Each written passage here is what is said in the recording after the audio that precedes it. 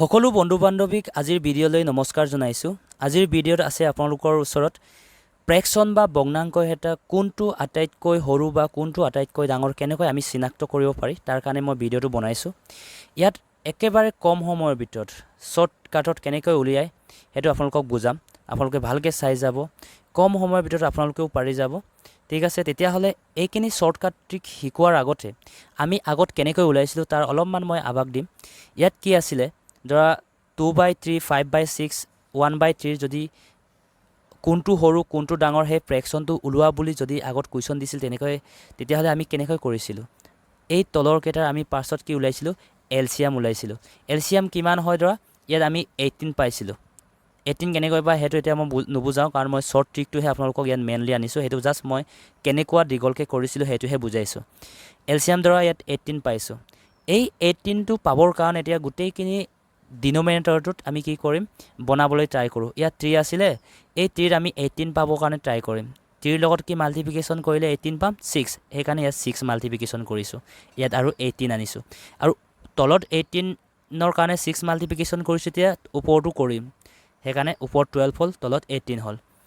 আকৌ ইয়াত 6ৰ লগত তেনেকৈ 6 আছে, 18 বনাব লাগে। 18 বনাবৰ কাৰণে কি মাল্টিপ্লিকেশ্যন কৰিম, 3 মাল্টিপ্লিকেশ্যন কৰিম। আৰু তলত মাল্টিপ্লিকেশ্যন 3 কৰিলে ওপৰতো কৰিব লাগিব, সেইকাৰণে ইয়াতো তলত মাল্টিপ্লিকেশ্যন 3 কৰিছে, ওপৰতো কৰিছে, আৰু ইয়াতো 18 বনাই লৈছে।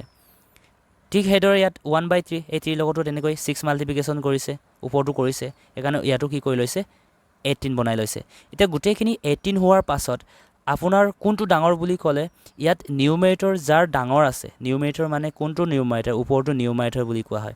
সেই নিউমাৰেটৰ যাৰ ডাঙৰ সেইটোৱে হ'ব আটাইতকৈ ডাঙৰ ফ্ৰেকশ্যন এই তিনিটাৰ ভিতৰত, আৰু যাৰ সৰু সি আটাইতকৈ সৰু ফ্ৰেকশ্যন এই তিনিটাৰ ভিতৰত। এনেকৈ আমি কৰিছিলোঁ আগত, কিন্তু এতিয়া এনেকৈ আমি লং টাৰ্মছত নকৰোঁ, আমি লং প্ৰচেছত নকৰোঁ। এতিয়া কৰিম একেবাৰে শ্বৰ্ট ট্ৰিকত। শ্বৰ্ট ট্ৰিকত কৰাৰ আগতে যদি দুটামানহে দিয়ে তেতিয়াহ'লে আপোনালোকে শ্বৰ্ট ট্ৰিক কি ডাইৰেক্ট ওলাই দিব পাৰে। যদি দুটামানহে কয় যে এই দুটা ফ্ৰেকশ্যনৰ ভিতৰত কোনটো ডাঙৰ বুলি যদি তেনেকৈ সোধে, কেনেকৈ কৰিব লাগে, কেনেকৈ ফাইণ্ড আউট কৰিম, এই তলৰটোৰ লগত এই ওপৰটো মাল্টিপ্লিকেশ্যন কৰি এই ছাইডে লিখিব লাগে, কিমান 63 হ'ব। এই তলৰটো এই ওপৰৰ লগত মাল্টিপ্লিকেশ্যন কৰি এই ছাইডে লিখিব লাগে, কিমান হ'ব 88। কোনটো ডাঙৰ, 88 নে 63? 88 অভিয়াছলি ডাঙৰ, তেতিয়াহ'লে এই ছাইডৰটো ডাঙৰ মানে এই ছাইডৰটো ডাঙৰ। তেতিয়াহ'লে এই দুটাৰ মাজত ফ্ৰেকশ্যন কোনটো ডাঙৰ হ'ব, 8/9। সৰু কোনটো হ'ব, 7/11টো আপোনালোকৰ কি হ'ব, সৰু হ'ব। সেইটোতো 2টা টকাৰ কাৰণে, বা 3টা বা 4টা যদি দিয়ে তেতিয়াহ'লে কেনেকৈ ওলাব আপোনালোকে। তাৰ কাৰণে মই কুৱেশ্যন এইটো আনিছোঁ। ইয়াত কি দিয়া আছে, ফাইণ্ড দ্য স্মলেষ্ট ফ্ৰেকশ্যন, তলত অপশ্যন দিয়া আছে। তেতিয়াহ'লে আপোনালোকে কি কৰিব লাগে, এই 4টাৰ ফ্ৰেকশ্যনৰ ডিফাৰেঞ্চটো চাব লাগে। ডিফাৰেঞ্চ মানে কোনটো ডিফাৰেঞ্চ, এই ওপৰটো ডিন'মিনেটৰ আৰু নিউমাৰেটৰ। 15 আৰু 16ৰ ডিফাৰেঞ্চ কিমান হয়, 1 হয়, হয়নে? তেনেকৈ 19 আৰু 20ৰ ডিফাৰেঞ্চ কিমান হয়, 1 হয়। 24 আৰু 25ৰ ডিফাৰেঞ্চ কিমান হয়, 1 হয়। তেনেকৈ 34 আৰু 35ৰ ডিফাৰেঞ্চো 1 হয়। প্ৰতিটো ফ্ৰেকশ্যনৰে ডিফাৰেঞ্চ 1 ওলাইছে। ছেম যদি ওলায়, 1 বা 2 ওলাব পাৰে গোটেইখিনি, যদি ছেম ওলায় তেতিয়াহ'লে আপোনালোকে ডাইৰেক্ট কি চাব লাগে, নিউমাৰেটৰ কাৰ বেছি সেইটো চাব লাগে। ইয়াত নিউমাৰেটৰ কাৰ বেছি, এতিয়া ইয়াৰ বেছি, ইয়াত আটাইতকৈ বেছি আছে 24, ইয়াত 19 আৰু ইয়াত 15 আছে, 34টো আটাইতকৈ বেছি। তেতিয়াহ'লে আপোনাৰ ডাঙৰ ফ্ৰেকশ্যনটো কোনটো হ'ব গম পাইছেনে, এইটোৱে হ'ব আপোনাৰ ডাঙৰ ফ্ৰেকশ্যন বা লাৰ্জেষ্ট ফ্ৰেকশ্যনটো। স্মলেষ্ট কোনটো হ'ব, যাৰ কমকৈ আটাইতকৈ আছে নিউমাৰেটৰ ওপৰত, এইটো হ'ব আপোনাৰ স্মলেষ্ট ফ্ৰেকশ্যন।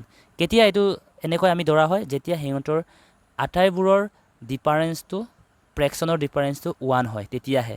কিন্তু আটাইবোৰৰ যদি ফ্ৰেকশ্যন ডিফাৰেঞ্চ 1 নহয়, যদি বেলেগ বেলেগ হয়, তেতিয়াহ'লে আমি কেনেকৈ কৰিম। তাৰ কাৰণে নেক্সট কুৱেশ্যনটো চাওঁ আমি। ইয়াত দিয়া আছে এনেকৈ 7/11 আৰু 8/13, 9/14 এণ্ড 11/15 দিয়া আছে। সিহঁতৰ ডিফাৰেঞ্চবোৰ বেলেগ বেলেগ, সেইকাৰণে এনেকৈ যদি বেলেগ বেলেগ ডিফাৰেঞ্চ হয় মই বেলেগ ধৰণে কৰিম কেলকুলেশ্যনটো। কেনেকৈ, 7 আৰু 11ৰ ডিফাৰেঞ্চ কিমান, 4 হয়, 4 তলত লিখিম। 8/13 আছে, ডিফাৰেঞ্চ কিমান হ'ব, 5 হ'ব। 9/14ৰ ডিফাৰেঞ্চ কিমান হ'ব, 5 হ'ব। তেনেকৈ 11 আৰু 15ৰ ডিফাৰেঞ্চ কিমান হ'ব, 4 হ'ব। সেই ডিফাৰেঞ্চকেইটা তলত লিখি যি ওপৰত আছিলে, ওপৰত 7 আছিলে 7টো ইয়াত লিখক, 8 আছিলে 8 লিখিব লাগে, ইয়াত 9 আছে 9 লিখিব লাগে, ইয়াত 11 আছিলে ওপৰত 11 লিখিব লাগে।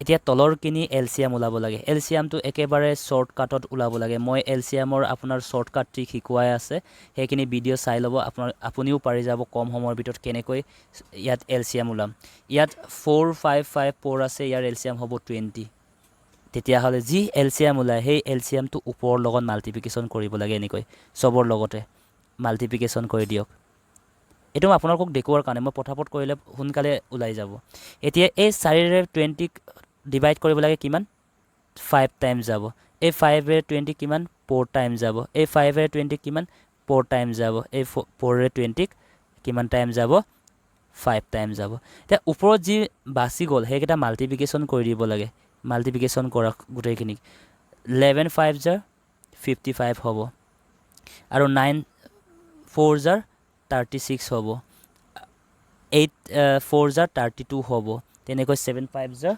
আপোনাৰ 35 হ'ব এতিয়া চক কাৰ ফ্ৰেকশনৰ ক্যালকুলেশনত আটাইতকৈ বেছি হৈ গ'ল 11/15ৰ ক্যালকুলেশনত কিমান আহিছে 55 আটাইতকৈ বেছি আহিছে ইটস মিন্স এই 11/15 টো হ'ব আপোনাৰ এই 4টা ফ্ৰেকশনৰ ভিতৰত আটাইতকৈ ডাঙৰ ফ্ৰেকশন আৰু কাৰ কমকে আহিছে 8/13ৰ 32 আহিছে তেতিয়াহ'লে এইটোৱে হ'ব আপোনালোকৰ স্মলেষ্ট ফ্ৰেকশন এই ভিতৰত ওকে তেতিয়াহ'লে ঠিক হেদৰে আমি আৰু কুৱেশ্যন কেইটামান চাওঁ এই কুৱেশ্যনটো চাওক ইয়াৰো ডিফাৰেন্স কেইটা আমি উলিয়াই লওঁ ডিফাৰেন্স তলত লিখিম 1/3 ডিফাৰেন্স কিমান 1 হ'ব 2/3 ডিফাৰেন্স 1 হ'ব তেনেকৈ 3/5ৰ ডিফাৰেন্স হ'ব 2 হ'ব 8/11ৰ ডিফাৰেন্স হ'ব আপোনাৰ 3 হ'ব তেনেকৈ 11/17ৰ ডিফাৰেন্স হ'ব কিমান 6 হ'ব তেতিয়াহ'লে ওপৰ কেইটা ইয়াত লিখক ওপৰত যি আছিলে এনেকৈ লিখি লওক তাৰপা চাব যে তলৰ কেইটাৰ LCM কিমান হ'ব LCM হ'ব 6 কেনেকৈ হ'ব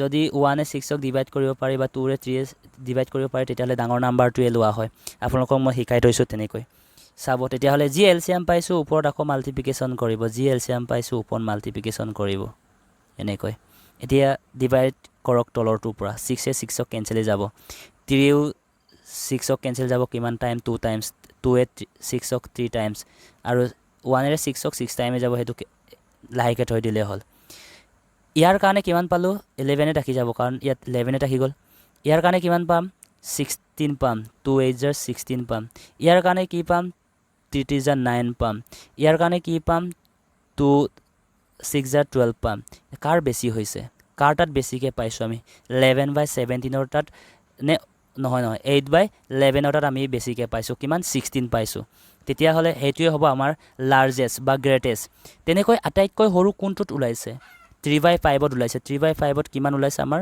9 ওলাইছে মানে এইটোৱে হ'ব আটাইতকৈ আপোনাৰ স্মলেষ্ট ঠিক আছে তেনেকৈ আৰু এটা কোৱেশ্চন চাওঁ তেতিয়া হলে এইটো কোৱেশ্চন চাওক এইটো কোৱেশ্চনটো একেটাই ওলাক ডিফাৰেন্স ওলাক ইয়াত কি আছে 2/3 ডিফাৰেন্স 1 হ'ব 5/6ৰ ডিফাৰেন্স 1 হ'ব 11/15ৰ ডিফাৰেন্স 4 হ'ব 7/8ৰ ডিফাৰেন্স 1 হ'ব তেতিয়া হলে ওপৰখিনি লিখি লওক ইয়াত এনেকৈ যি আছিল আৰু LCM কি হ'ব 1 1 and 4 ইয়াৰ LCM 4 এ হ'ব হয়নে তেতিয়া হলে 4 টো সবৰ লগতে মাল্টিপ্লিকেশ্যন কৰি দিয়ক ইয়াতটো এটোহে কেনসেল যাব বাকিটো তলত 1 এ আছে ডাইৰেক্ট ইয়াক মাল্টিপ্লিকেশ্যন কৰিলে হল 7 4 জাৰ 28 মানে ইয়াৰ 28 পাইছো ইয়াত কি থাকিলে অকল 11 এ থাকি যাব কাৰণ 4 কেনসেল হৈ গল ইয়াত কিমান হ'ব 20 হ'ব এই ওপৰত লিখি দিছো মই 5/6ৰ ক্যালকুলেশনটো কিমান পাইছো 20 পাইছো ইয়াত কিমান পাইছো 8 পাইছো তেতিয়া হলে আটাইতকৈ কাৰ বেছি 7/8ৰ আটাইতকৈ বেছি ওলাইছে কিমান 28 তেতিয়া হলে এইটোৱে হ'ব লাৰ্জেষ্ট আপোনাৰ আটাইতকৈ গ্ৰেটেষ্ট স্মলেষ্ট কোনটো হ'ব আটাইতকৈ সৰু কত পাইছে 2/3 পাইছে 8 পাইছে তেতিয়া হলে এইটোৱে হ'ব আপোনাৰ এই ফ্ৰেকশনৰ ভিতৰত আটাইতকৈ স্মলেষ্টটো ওকে তেতিয়া হলে এই কোৱেশ্চনটো আপোনালোকে নিজে কৰি চাবচোন 2/7 1/3 5/6 আৰু 3/4ৰ ভিতৰত আটাইতকৈ ডাঙৰটো কোনটো আৰু সৰুটো কোনটো আপোনালোকে কমেন্ট বক্সত দিবচোন যদিহে পাৰে ঠিক আছে ধন্যবাদ আজিলৈকে এইখিনি ভিডিঅ' চোৱাৰ কাৰণে